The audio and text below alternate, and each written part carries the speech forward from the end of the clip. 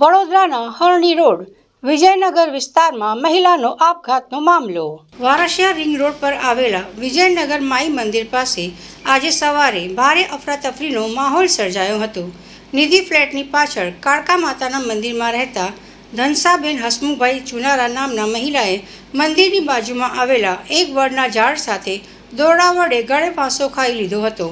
મળતી માહિતી મુજબ મૃતક મહિલા સવારે બકરા માટે પાલો કાપવાના બહાને ઘરની બહાર નીકળ્યા હતા, જે બાદ તેમણે કોઈ અગમ્ય કારણોસર આ અંતિમ પગલું ભરી લીધું હતું।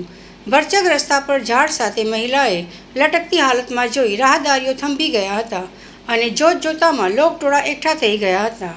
ઘટનાની જાણ થતાં જ મૃતકના પતિ અને દીકરીઓ ઘટના સ્થળે દોડી આવ્યા હતા। પોતાની માતાને આ હાલતમાં જોઈ દીકરીઓનું હૈયાપાટ રુદન જોઈ ત્યાં હાજર દરેક વ્યક્તિની આંખમાં આંસુ આવી ગયા હતા। પરિવારના આક્રંદથી વાતાવરણ અત્યંત ગમગીન બની ગયું હતું। ઘટનાની જાણ થતાં જ 112 જનરક્ષક અને વારસિયા પોલીસની ટીમ તાત્કાલિક સ્થળ પર પહોંચી હતી। પોલીસે મૃતદેહને પોસ્ટમોર્ટમ માટે ખસેડવાની તજવીજ હાથ ધરી છે।